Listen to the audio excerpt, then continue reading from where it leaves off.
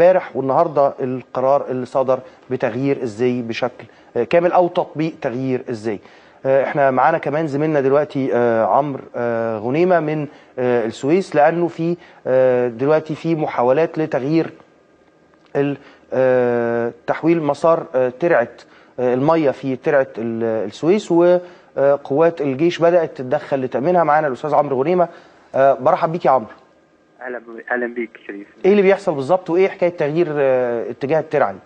والله الثلاث اربع ساعات اللي فاتوا دول فعلا يعني امور غير طبيعيه داخل مدينه السويس، لكن اللواء عصام عسكر كان معايا من لحظات قبل ما اطلع معاك على الهواء، اللي هو قائد الجيش الثالث الميداني، واكد لي ان بدات فعلا قوات الجيش، ومن خلال قناتك طبعا ان احنا هو بيجيب بشعب السويس ان يتوخى الحذر مع القوات العسكريه اللي داخل اللي بتامن مدينه السويس، واكد ان بدا فعلا حطوا علامات على صدر كل الجنود بتاعه اللي بتامن مدينه السويس، لان السويس فيها فرقه بالكامل بتامن المدينه، فرقه في منطقه السخنه ومنطقه الجناين، وفرقه اخرى داخل المدينه ومنطقه المجرى المراحي لقناه السويس.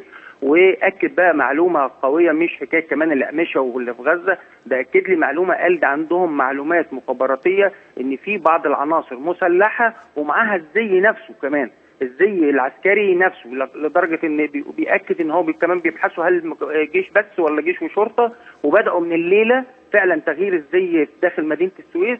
وقال ان بعض العناصر دي بياكد ان معاهم سلاح، وانه بياخدوا بالهم الناس داخل المدينه ان ما فيش حد يحاول يعمل ذريعه لمشاكل او التصادم مع قوات الجيش، لان قوات الجيش هم معروفه متلاحمه مع شعب السويس، لان المعلومه المخابراتيه اللي جايه ان يحصل وقيعه بين الجيش والثالث تحديدا في مدينه السويس وبين شعب السويس، وده اللي بنأكد عليه، وده اللي هو اكد لي عليه في الخبر معايا اللي قاله لي من لحظات قبل ما اطلع معاك على الهواء. اللي اكتر كمان جاء خبر ثاني اللي المهندس حسن الزناتي بيستنجد بقائد الجيش الثالث. حسن الزناتي ده اللي هو مدير الري في مدينه السويس.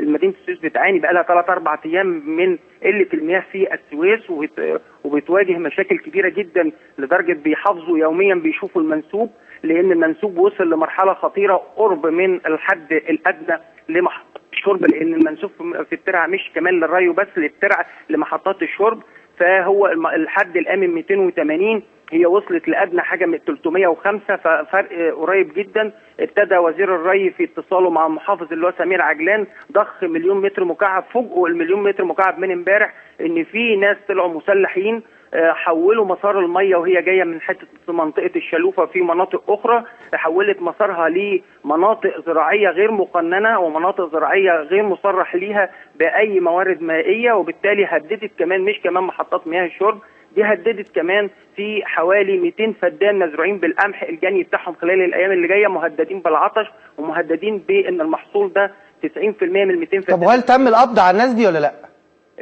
وانا بكلمك دلوقتي اللي هو عصام عسكر كلف العميد حسام اللي هو قائد الشرطه العسكريه، وانه وضعوا خطه على طول دلوقتي، بقالهم دلوقتي يمكن حوالي ساعتين وبيشوفوا المسارات اللي هي فيها الحتت اللي بيتم تحويل المسار الميه ليها، ومن بكره من باكر هيتم تحديثها في المواقع بالنهار، عشان قوات الشرطه العسكريه وقوات تامين السويس واللي هو محمد شمس قائد قوات تامين منطقه الجنان ومنطقه السخنه، هيتم وضع تامين لهذه المناطق اللي بيتم تحويل الميه فيها، حتى تامين الزراعات والقمح، وبالاضافه الى الاهم من ده كله مياه الشرب اللي بتهدد السويس. لو انخفضت لحد ادنى من 280 هتهدد مدينه السويس. ان محطات الميه دي هيدروماتيك ممكن تقف لوحديها، محطات ميه الشرب فتقف لوحديها، وبالتالي تؤثر على مدينه السويس.